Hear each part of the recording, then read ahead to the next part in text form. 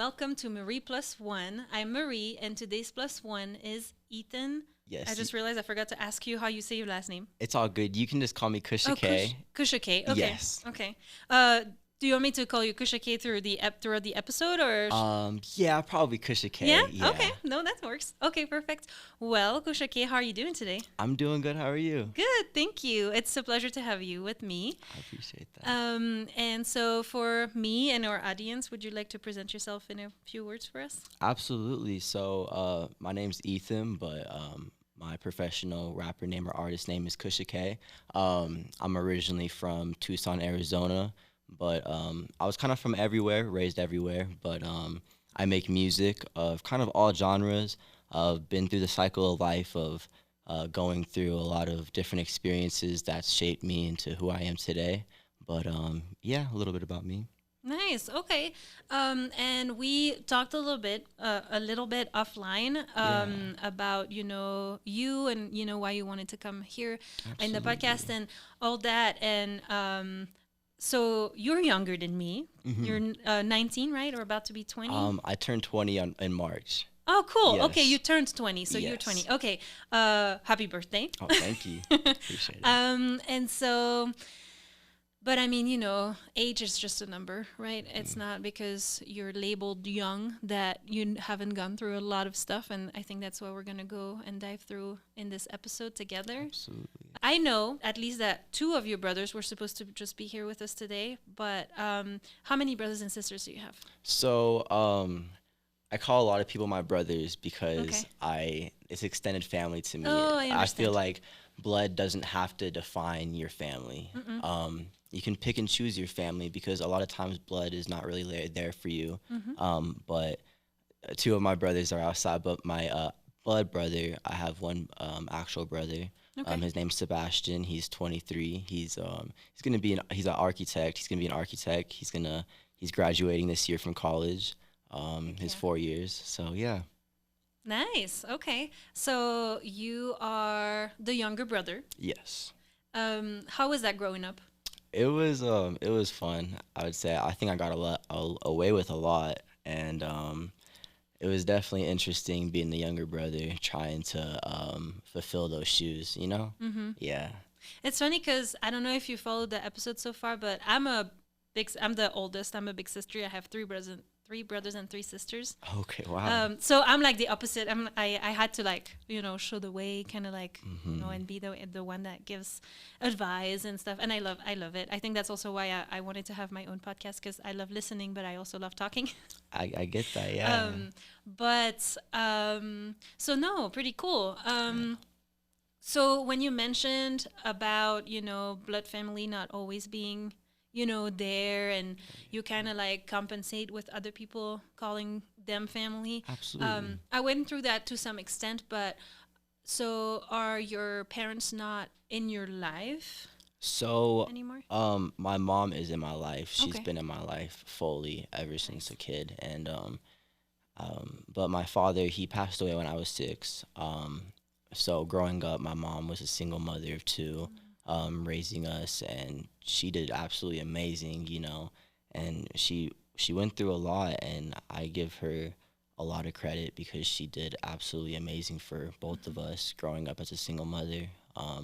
Especially out here in New Mexico, and she was a teacher. She's still a teacher, and um, so I'm just very grateful for her. But um, I don't really, I haven't, growing up with my dad, he was more on the emotionally abusive side and a drug addict, and he just went through a lot of his own stuff, and he kind of took it out in his own ways, not healthy, and unfortunately, he died from kidney failure. But yeah. I'm First of all, I'm sorry for your loss, Oh, and I'm don't really be. sorry to hear that. Um, See, we're opposites in a lot of ways because for me, it's my mom who passed away in 2019. So I was not young, but however, very long story short, like my parents were together but not married. They separated, and they had me and my two sisters, and then my dad married my stepmother. He had three kids with her, and my mom had my stepfather, and he had one kid with him. But early on, we were through the like um, judicial like battles and stuff with the courts and all that, and I stopped seeing my mom probably when I was 12, and like not at all.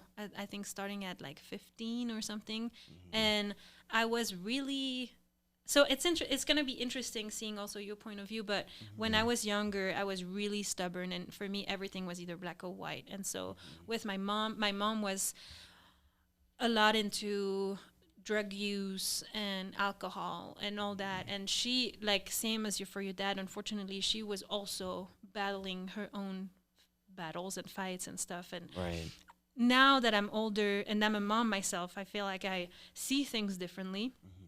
And because when you're a kid, I mean, your parents, it's like, it's almost like that's their role, right? That's their title, Right. and that's what you expect them to be. And so when they're not, it's like, wait, no, you're supposed to be my mom. You're supposed to have it, your shit together. And Right. pardon my French, but it's like, no, Absolutely.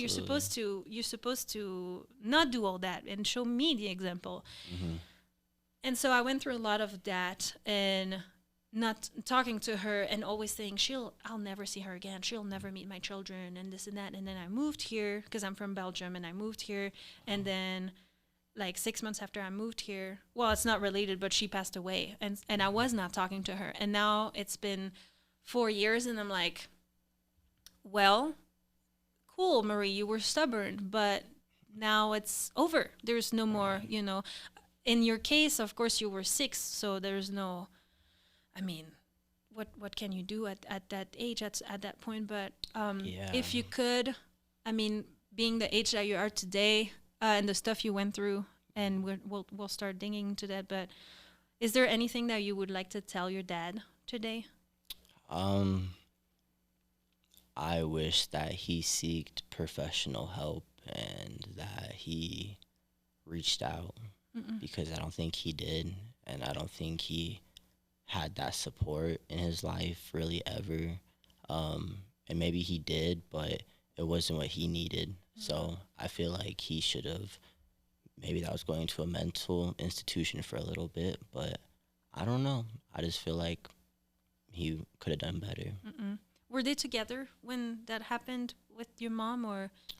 It was a little tricky. So they divorced when I was, I think, 4 or 5, and Mm. he was living at the apartments down the street from us. Mm. And so we would go and see him on like the weekends and everything. And but when he died, I think yeah they were divorced, and he actually proposed to another woman and tried to get her to marry him. Just I don't know just why, but he did. So yeah.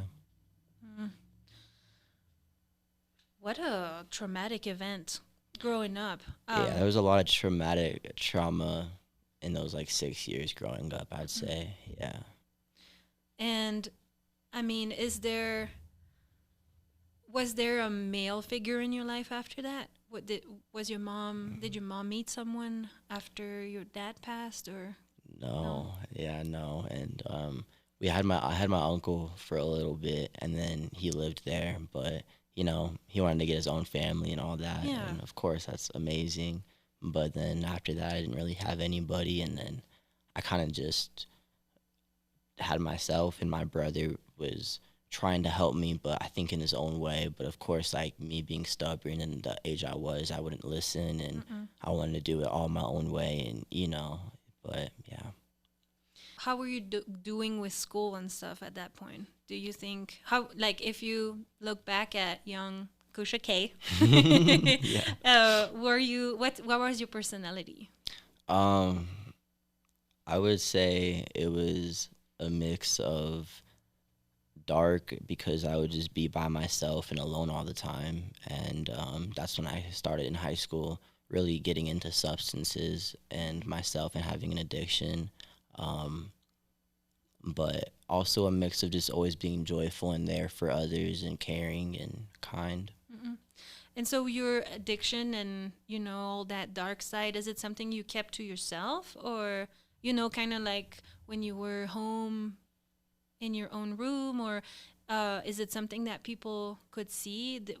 Did you let anybody in that part of So you? I really didn't, and unfortunately, I hid it by saying I was only smoking weed and like that kind of stuff. But in reality, I was um, drinking lean and popping pills and Mm. just whatever to like numb my pain. And it just got to the point where I was overdosing off of fentanyl because everything was laced. And that's when it just got dark, and I decided to go to rehab and went for 45 days and cleaned up my life. And that was about, I think, 2023 December, going into January of 2024. That was rehab. So Wow. I've Well, been clean from that congratulations. since. Yeah.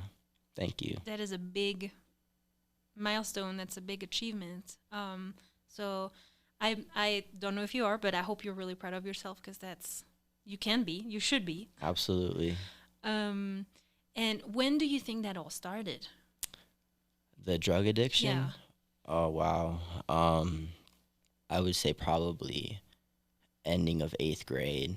Um, because I was a little chubby back then, and I just wanted to be skinny. So then I started dabbling in cocaine, and I got really skinny like freshman year, Mm-hmm. and and then I started.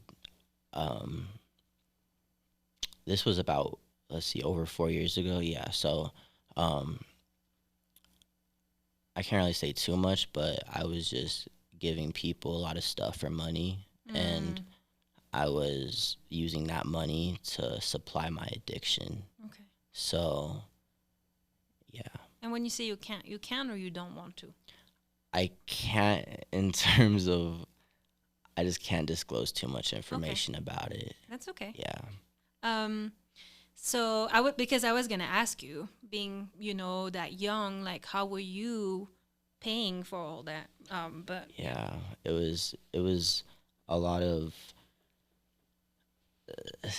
selling stuff, and Okay, then that's using okay. all of that money to supply $800 bottles, like Mm, pints of comethazine, or codeine, and buying 500 counts of pills and selling the rest, and then using some. wow. But it got to the point where I wasn't remembering anything. I didn't remember who I was. I didn't remember the days. Just my timeline. My timeline's still a little messed up. I'm Mm, still trying to recover all my memory. But yeah. yeah, it was a really dark place. But yeah, Who was in your life at that point? um, of course my mom, but I didn't tell her about any of this. I Around her, I was sober, and I never wanted to be like high around her. Yeah. So I made sure like to separate that from my life, but unfortunately it turned into like two different sides of me, and that never meshed well. So Mm-mm. I had to let that other side go, you know. But it was really my mom, my brother, and of course my friends at the time. Um, but yeah, So were you living at your mom? yeah, I was living at my mom's at the time. And so did you finish high school? I did. I got my diploma. Nice. Congratulations Thank again. you. Heck I got yeah. it in 2023. Heck yeah. Okay. And so I'm not too familiar because I'm from Europe. So when you say eighth Hmm. grade, it doesn't relate to a certain age for me. Could you tell me Okay. like what age you then started with your It, drug addictions and stuff? it was I want to say 14, 14. 15. Okay. Yeah. 14, 15. And were you consuming alone or did you have like a group of friends? Would you say that you were an influence to them or they were an influence to you? Like, It started off with me just doing it alone, okay. and I think in high school, probably around sophomore year or junior year, so that's around 16, 17, I probably was doing it with other people, but that's because they were giving it to me for free. Mm, and all I had to do was just be there. So Okay. Um, as a big sister, I'll be your big sister today. absolutely, I would say pieces of shit, yeah, you know. But absolutely. um, so you mentioned that one of the factors why you started was you wanted to lose weight. Hmm. So related to your appearance, Hmm. um, would you say that it's one of the main reasons, or is there any other reasons, or because it seemed cool, or Um, because actually, it was I the first time I did it, it made me not want to eat for a little bit. It made me not want to eat for a little bit, okay, and I was like, I didn't have that feeling. I've never had that feeling mm, up until that point. And I was like, I like that. I don't want to eat right now. Like I okay, like that feeling, and it made me feel like I had peace of mind and I was actually focused. And at the time, I didn't know I had ADHD, mm, but um, I guess when you do like uppers or whatever, and you have ADHD, it really like calms you down and actually kind of mellows you out to okay, focus. And that's what like Adderall does or things like that. okay. What did you start with? Um, I started with weed. Okay, Yeah, I think I started with weed, and if not that, it was definitely a nicotine. okay. Yeah. Um, did it make you feel better? Um, weed, yeah. Okay, Nicotine is just like I don't know. I always thought of it as like something I'm trying to quit, but at the same time, it's like hard. mm-mm. So yeah. And I'm also asking, well, about the origins and stuff because for me, I mentioned it in a couple episodes already, but I was bullied in high school. I had no time to make friends. Like with being a big sister, I had to help my parents full time home, and so I was dropping some of my brothers and sisters to school, and then I was just rushing and running like crazy to school. And I would get to school like sweaty, red, and people were like making fun and jokes. And high school wasn't a fun time for me, Yeah. um, but also I like to say that I didn't grow up with social media being that present in school for me. So once I was leaving school, the bullying stopped until the next morning. Right. So how was your experience? Was it just like regular? You didn't experience any of that, or how was it for you? Yeah, I experienced a lot of bullying in elementary, middle school, and high school. So all throughout my life, and really all of that, I feel like made me stronger. But like, what really tore me down was what really happened to me in like my early development. I feel like in my early life, Mm-hmm. and that kind of like deterred me and wanted me to use substances and turn to that. Do you feel better today? Do you feel like because I feel like uh, we're like slowly moving through. Okay, no, let's go back. I want to rewind real quick. So you were using Hmm. and you were hiding from your mom Yeah. and from your brother, I'm Yes. assuming too. Yes, and chunks of things I would tell him and I would involve him with, and it just would always make me feel even worse and like guiltier. Mm. Yeah. Did he try to kind of like get you off of it Oh, or? absolutely. He always tried to get me out of that Mm-mm, lifestyle, and I think you just can't help somebody who doesn't want to be helped until they're ready. You know? mm-mm. Yeah. I feel that, um, especially as a big sister, and Hmm. especially because you go through stuff, and I mean, I see a lot of me and my sisters sometimes, Hmm. and a lot of who I was, and and you've been through some stuff, so you're like, hey, you want to kind of like light the way or let them, tell them stuff so they don't make the same mistake, they don't fall the same, on the same rock as you did, but Right. but like you said, it's when people have also to make their own mistakes and learn the hard way sometimes because that's the only way you're gonna learn. But Absolutely. okay, so your brother was there for you, the best that he Absolutely. could at the time. I want to say, Absolutely. Absolutely. probably same for your mom. Oh, Um, absolutely. Yes. and what triggered you? What happened? What triggered you to make a change? Um, I was in rehab, and when I was in rehab, I something just clicked. I think just being away from that life and away from everybody and just meeting new people I didn't know at all in a new environment, um, and having like therapy sessions for 5 to 8 hours a day and really trying to get a goal in place for like our lives like really changed my life and Hmm. really helped me. And what happened for you to go to rehab? Um, well, I overdosed off of Percocets, and they were laced with fentanyl. Okay. Um, but And were you it sent was or did you decide to go? it was me and my mom. We Okay. decided together, but then it was the next day or a couple days after I got a street cart, which is like street like weed, and I smoked it, and then my chest started feeling like it was on fire. Mm.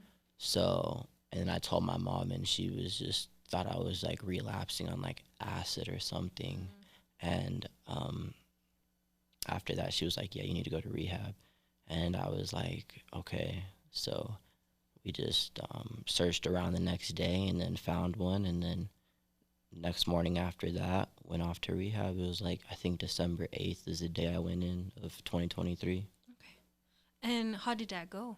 Like, Yeah. how did it feel like to be there?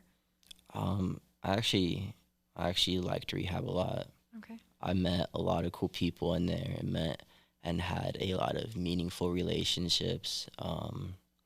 Just with like, it was all like 30, 40, 50 year olds. And like, there was even an 80-year-old. And I know I can't say their names or disclose any of that, but it was just a lot of good relationships in there that helped, I think, all of us move forward in life and realize that community is what helps people, and stay strong. And self isolation is Mm. just leads to temptation and all that.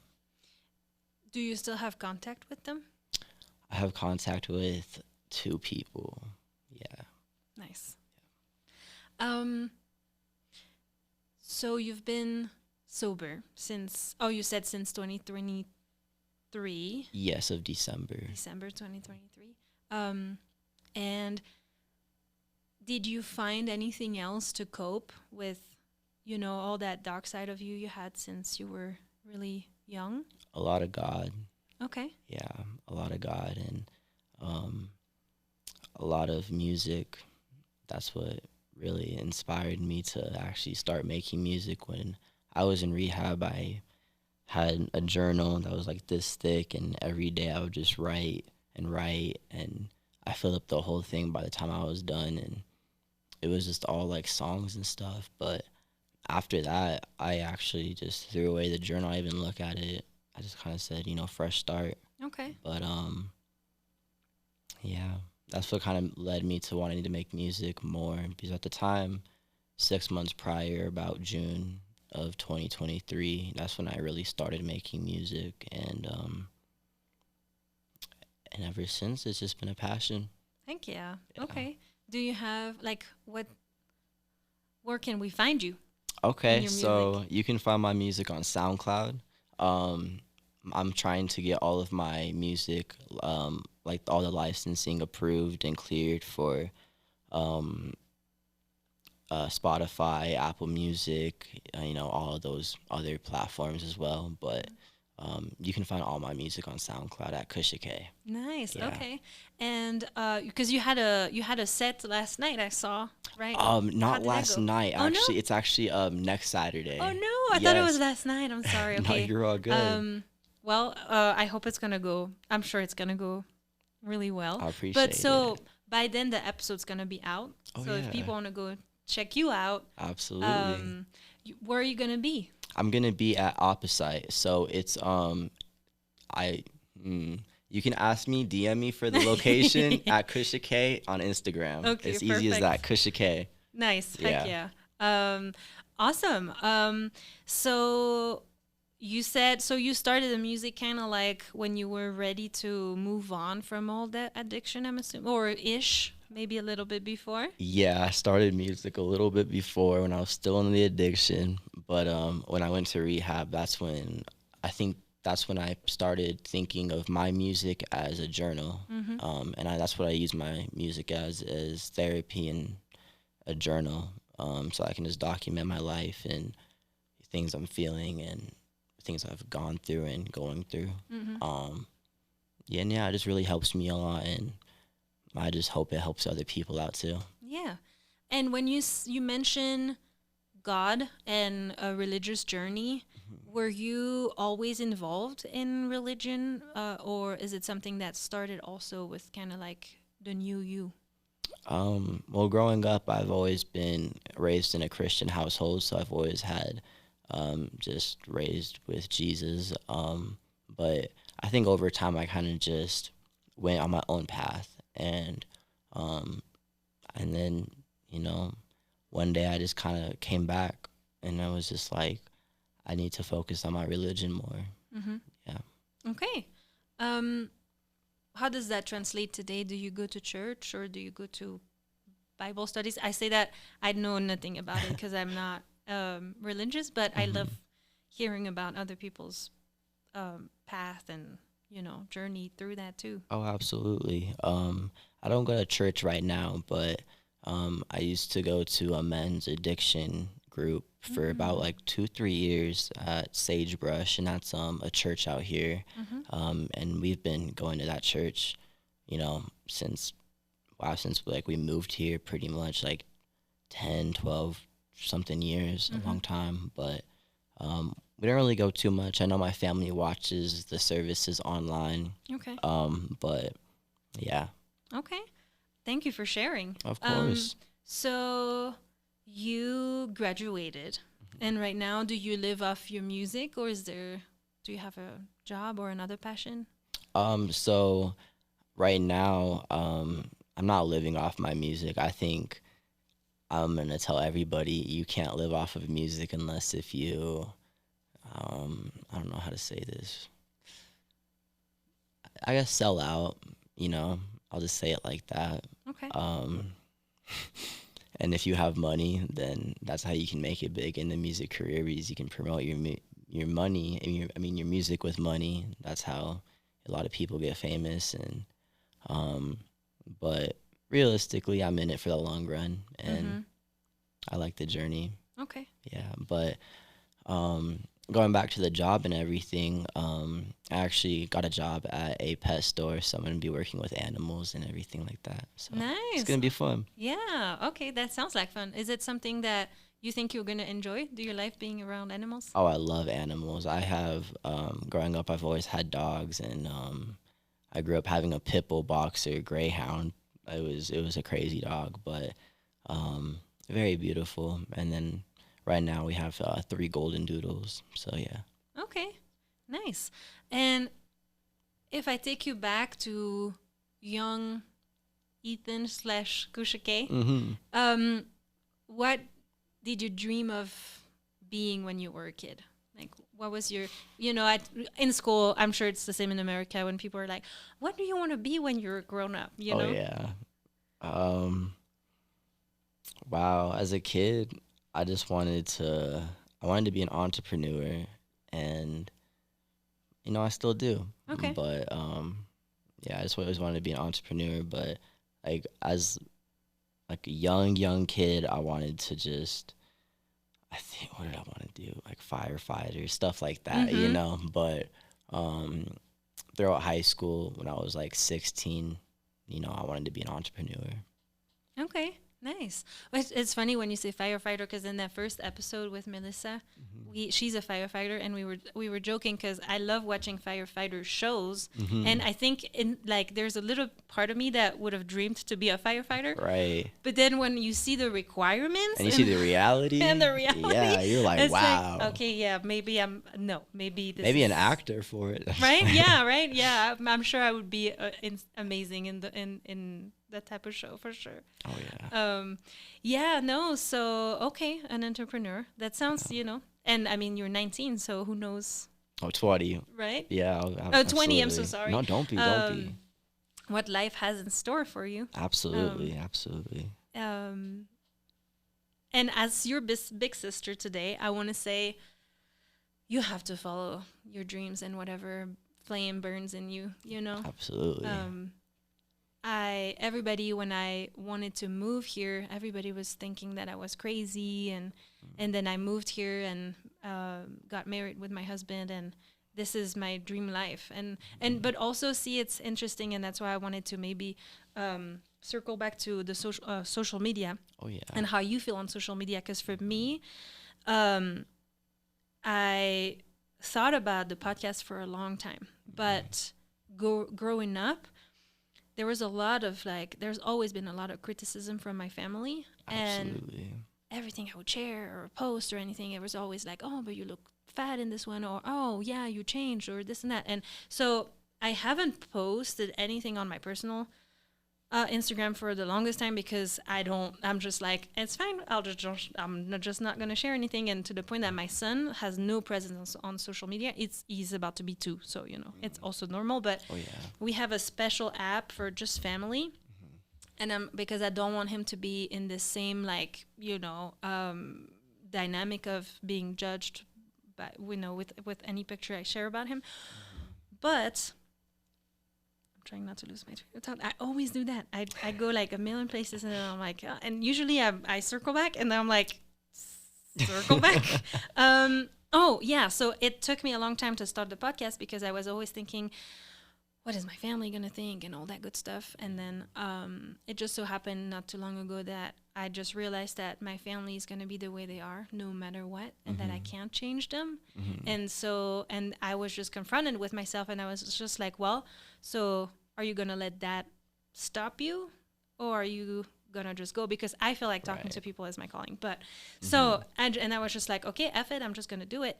But how do you, like, what's your relationship with social media, and how do you feel about sharing? And because also your music is, like you were saying, a therapy, so it's kind of also like a vulnerability or vulnerable part of yourself. Absolutely.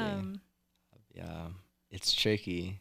It's so tricky. Growing up, I hated social media. I still do. But as a rapper or artist or, entrepreneur, you can't be scared of social media.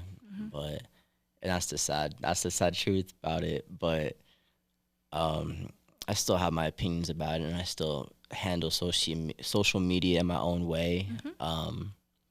But at the same time, I feel like doing it has got me shadow banned a lot of times, and it has just decreased the amount of attention I used to get on posts and things. But I'm still figuring out new ways. You always have to keep going. But You have to. But another thing I just really hate about social media is how a lot of people just use it to say, oh, I'm giving away this, to, oh, I'm giving away that. Like, you see all those rich YouTubers giving away all this stuff. It's like, how about you do it and not record it?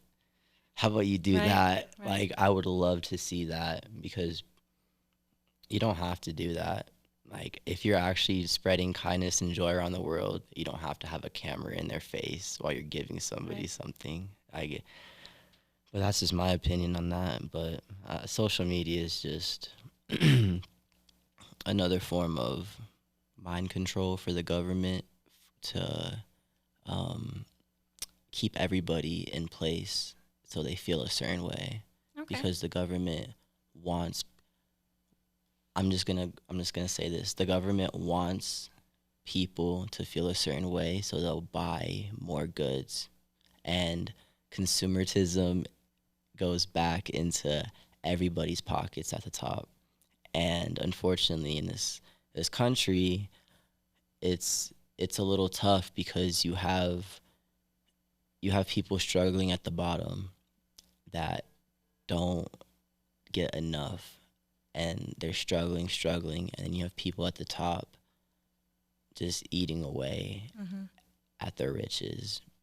But going back to the social media thing, it feeds off people's insecurities and makes them have to go, buy more stuff, to Mm-hmm. feel better about themselves. But in reality, you don't need to do that.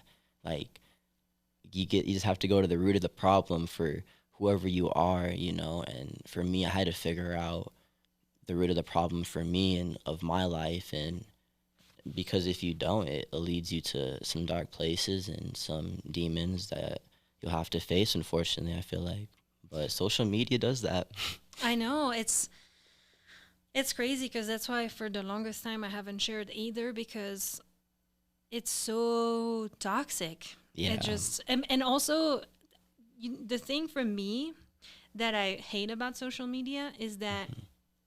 and I do it too, unfortunately. But well, it explains it explains it all. But like I haven't shared in almost 2 years, I think, on my social media, and um, well, yeah, because I think the last picture was me pregnant, and then my son is about to be 2, so yeah, it's gonna be 2 years, but Hmm. um all I do is I go look at other people's lives and stuff, and Right. so to me, I feel so uncomfortable with that kind of like spying on people. But then at Yeah. the same time, what I hate about it is that what you see from other people is what they want you to see.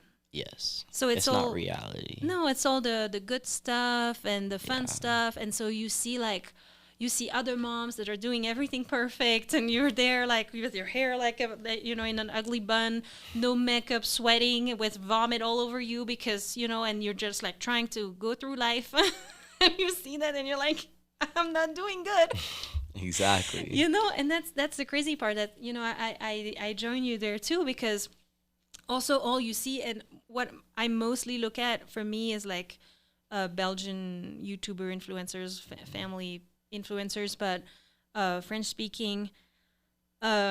Because I feel like they're a little less than in America, where it's all about selling and it's all about selling you a product, and you Hmm. need to whiten your teeth. You need Hmm. to, I don't know, X amount Everything. of stuff. You watch a video, and the thing is, like, I don't know if you do. I don't have TV. All I have is like subscription services, like Hmm. Netflix, HBO, Max, whatever it's called. But and I don't. We don't have the ads, so we pay a little more. But I don't want to see ads. I'm like, no, that I think like we're the generation where we're like, stop shoving ads down my throat. Literally. But then you go on YouTube, and I love watching content, but then half of it is collaborations, and Advertisements. which at the same time, that's how they make their bread and butter. And Hmm. if anyone wants to sponsor the podcast, I mean, you never know. But I don't know. I feel like we're shifting. I follow a lot of people that are trying to stay true to themselves in the Hmm. sense that they're never gonna collaborate or sell products that don't match their vibe or what they're Mm. doing, and so Yeah. some people are trying to do it the right way or the better way. Right. But I agree with you, and that's also what the podcast here is about. I want to interview and have a conversation with people like you and me. I Hmm. don't give a C about about famous people, actors, singers. Cool, they already have Absolutely. platforms to go talk to, and have their words out there, and their story shared. Right. But all of us, we have crazy stories Oh to share, yeah. and so Absolutely. that's what I feel strongly about, and hopefully society shifts to look more at each other instead of just looking at the top. Hmm. Um, Especially because I was talking with Josh a little bit. He's the owner of ABQ Live, and he's a little older than me, but we were talking how unfair it is to the new generation, your generation, about how it's impossible now to buy a house. Yeah. Yeah. And that just having a quote unquote 9 to 5 job doesn't give you the white picket fence and, anymore. And we were talking about how now your generation has to work like 3 4 times as much and harder, but Hmm. also be 3 4 times more imaginative. Like, it's not the word I was looking for. Like creative. Creative Yeah. to make other ways to make income. Absolutely. And so, how do you feel about that? How do you feel like your next 10 years are going to look like? Well, and I've I've been thinking about it, and my plan is to eventually have my own clothing shop Nice. out here in Albuquerque or Rio Rancho or Hmm. somewhere, And during the day, it'll be a clothing and skate shop, and in the back area, it'll be like a little skate park for everybody to go skate to. Okay. And in the inside, also though, at night, everything like comes out or like goes in the back room, and it turns into a venue. So at night, it'll be a venue for like artists, bands, whoever's local, just come to Hmm. perform. Nice. Yeah. That sounds so fun.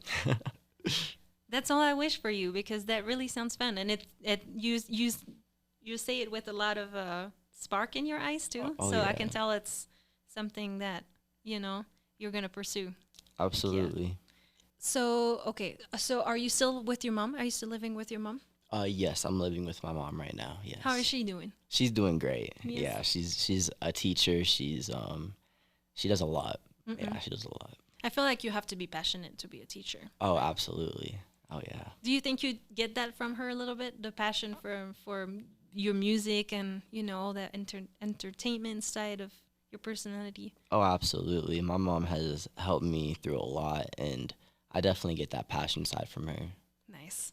If you want, I have two piles of cards. One is a life question. One is a expression. Okay. So you can take a card from each pile. Hmm. You can mix, not mix. It's up to you. If you can take a pile of each card, and then you can read them out loud for us, and then we can see if it means anything to you or. Okay. Okay. Let's see. The only way to do great work is to love what you do, Steve Jobs. Okay. That's true. That is true. Funny. That's yeah. I agree with that. I agree. If you don't love your work, then it's going to be very difficult for you to get the job done. Mm-mm. At least good. Right? And it's fun because I feel like that's what you've been doing with your music, Oh, and yeah. then that's what you're about to start with the working with animals and Oh, absolutely. heck yeah, nice, nice. Let's see about this. Okay. How do you practice self love in your daily life? I do affirmations. Okay. So, in rehab, I learned that affirmations are very powerful, and it's true. So, in the morning, I'll wake up and tell myself um, that I am strong, I am loved, I can do this, things like that. Mm-hmm. Yeah, in the Okay. mirror. Well, as your big sister again, we're gonna say those words again, but you need to say those like you mean them a little more. Oh no, of course. In the Mhm. morning, I do absolutely. Okay, nice. But see, because now you look at me with your smile, and I can see that you mean that. But a minute ago, you were like, "Yeah, so I say that." But, okay, I want to make sure because we need to. No, I make sure, and Make sure I we keep tell you up there. I tell a lot of my friends and loved ones the same thing. Like affirmations are very powerful. Mm-mm. And so, I love those cards because I feel like it just like hit the spot 100%. You were saying that you were with rehab. You did a lot of therapy. Mhm. Is it something that you still do today? Absolutely, I've been in therapy since 6, 7, on and off. So, but I continue therapy by myself and with my mom and family and all that. Nice. And see, that's also something that I'm super happy that for our generation, it's not even a subject. It's like, oh no, yeah, I go to therapy. Because Mhm. I don't know with your mom how she feels about it, but I feel like Mhm. for the older generation or my parents' generation, therapy is like for the weak or, you don't really talk about your problems, like man up, whatever, lol. Yeah, I mean, people who feel like that are really just suffering inside and will suffer until they get help, unfortunately, I and think you have a point. and decide to actually face their fear. But them deflecting and saying all of that is just fear. Mm-mm. I think you have a point. I think that makes a lot of sense. Um, they probably need it the most, but it's easier to just Be like, no. right Yeah, laugh about it or just toss it aside and absolutely. nice. Do you do any other self-care like my husband and I we just love to go get massage. That's my thing. And my neck is on fire. I'm just like I'm gonna sweetheart, if you listen to this podcast, we're gonna need to go get a massage pretty soon. No, yeah. Do you do stuff like that too, or? I don't do stuff like that, but I don't know. I'll paint my nails like here and there. Nice. Yeah. Okay.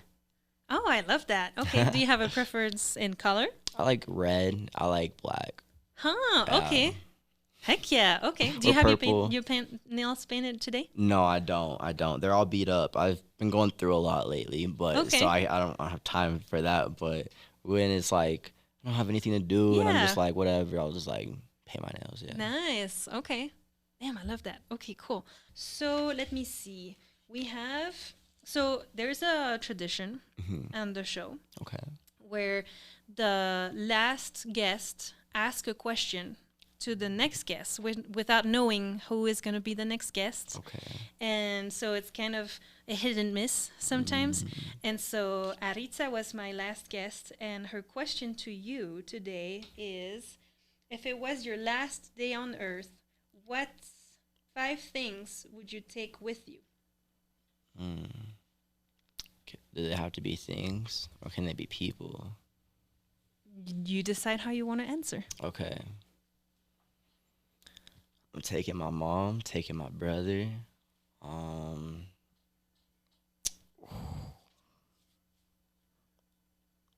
taking my 3 dogs.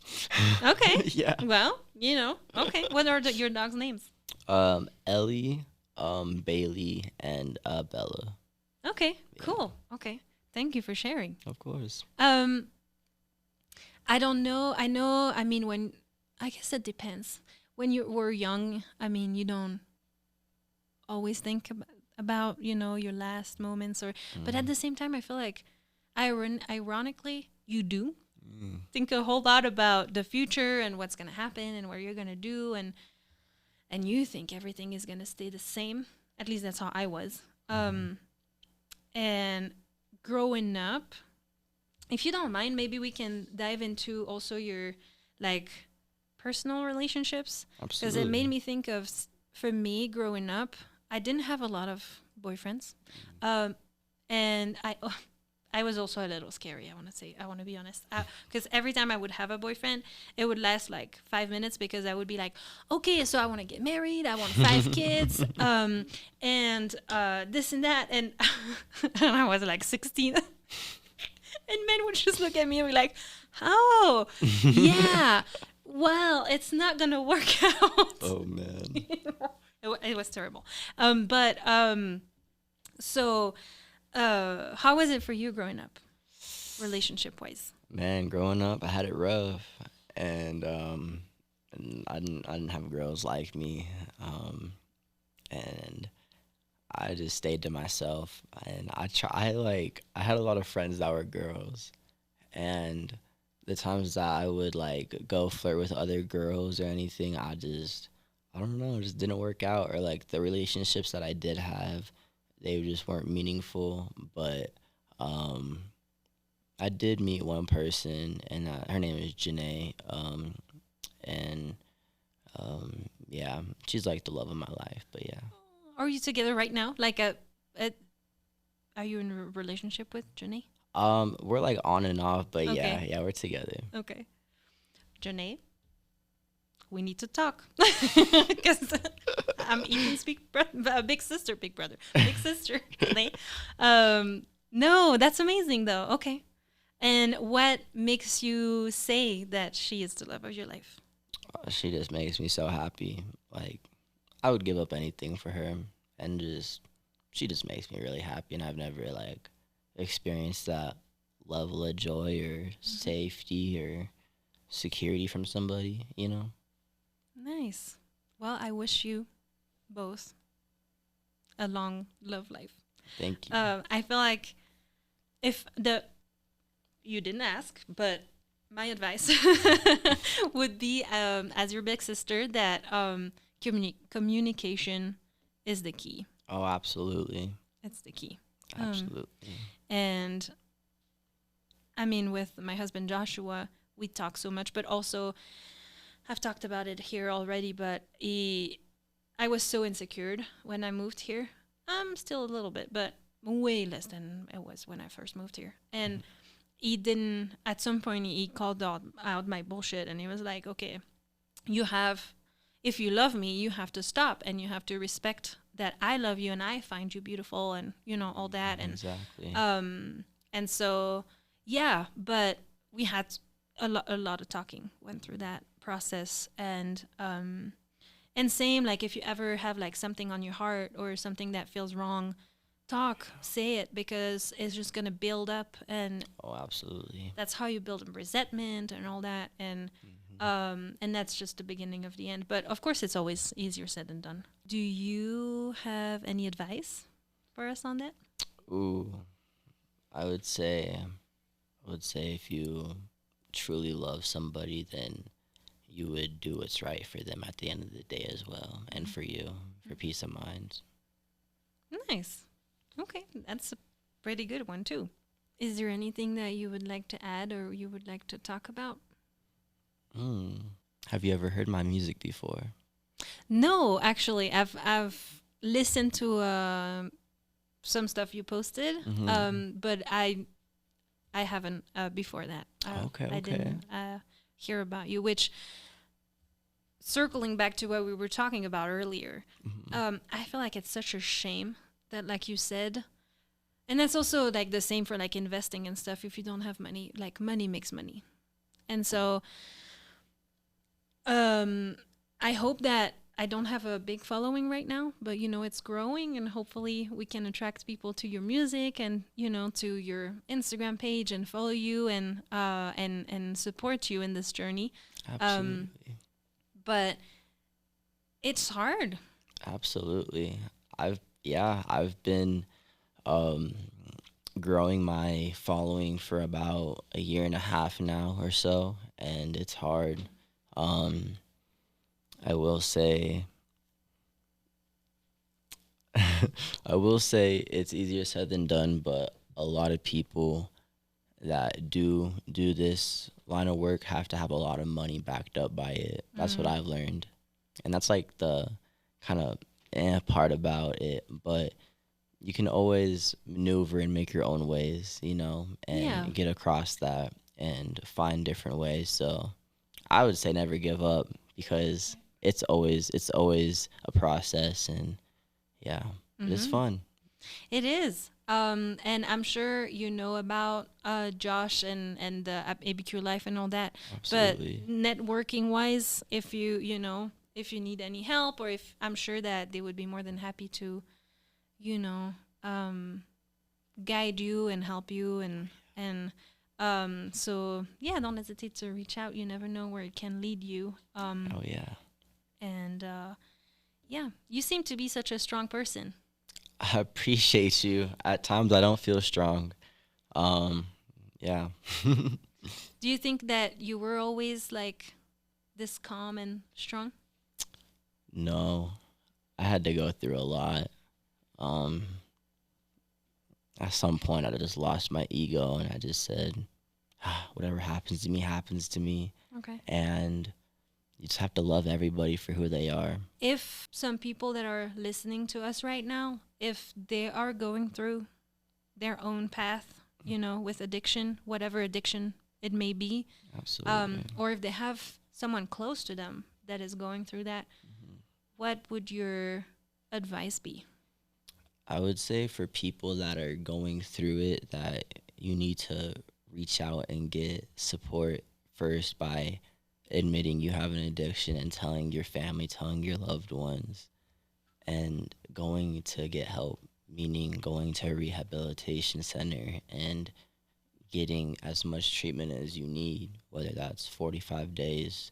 I've seen people go for 6 months, for 2 years, and it works. And you just have to stick to the process and be sure that you want it, because at the end of the day, you have to want it. Because if you don't want it, you can't save an addict who doesn't want to be saved, unfortunately.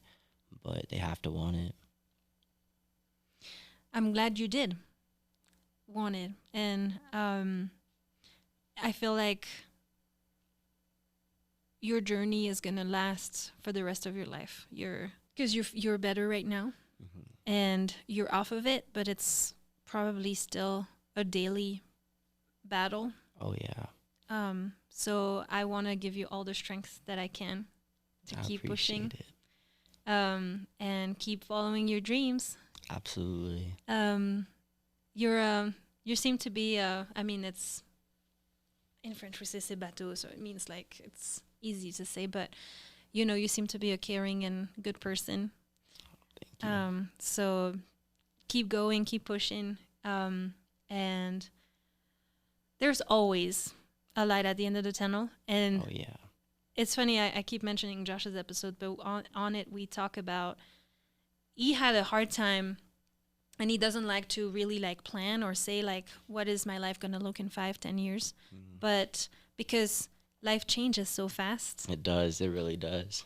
And you don't even know where you're going to be next week. Like, it's funny because today's Sunday, and last Tuesday I recorded the episode with Aritza, and I had no guests lined up after. I was like, this is probably the end. I was like, oh my God, I didn't know what was going to happen. And by Thursday, I had you planned for today. I have someone else planned for Tuesday, and I have a list of 6 people waiting after that. That's great. And That's I'm just amazing. like, I know, but see, and it's like, huh? Like 2 days ago, I thought it was over. Oh, man. And so, it's like, life is amazing. Absolutely. But also can feel frustrating. Yeah, it really can. When you're in those moments of, I don't know. Yeah. So hopefully, I really wish that you can live off your music eventually. I appreciate that. And yeah. So if you don't have anything else to add. Well, I just have to say I have a show May 10th, and then May 24th, and then May 23rd actually too at the Jam Spot downtown, opening for Black Smurf. But all those shows, just DM Kusha K on Instagram. Absolutely. Heck yeah. And we'll take a picture. That's also the kind of like the tradition, and I'll share the picture. And you know what? If you have like even like just a picture of all those dates and places, I'll add it to the carousel. Perfect. Absolutely. Thank you. And we'll send the word out. And hopefully, I'm sure a lot of people will show up, but, that would be fun. And if you show up from the episode, just let Kusha K know. And let me know if you want a picture. Right? I'll also have free merch for people who show up. Just let me know if you showed up from the podcast. Absolutely. Heck yeah. Well, it was a pleasure to have you today. Thank you so much. And who knows, maybe we'll have a part 2 in a couple years. Oh, I'm sure we will. And we'll be like, heck yeah, like, so many things happen. So, thank you for sharing. Oh, and before you leave, but we'll do it off camera, but I'll ask you to ask a question to our next guest, and we'll keep the circle going. But, well, thank you so much for listening to today's episode. And I wanted to also thank Lester from Albuquerque Podcast Studio. That's where we're recording this, and this amazing studio. If you need a studio for podcasting or anything else, reach out to Lester. He'll hook you up. I hope that you enjoyed this episode as much as me, and I'm gonna invite you to send a lot of love to Kusha K and a lot of support, and I'll see you in the next episode. Bye.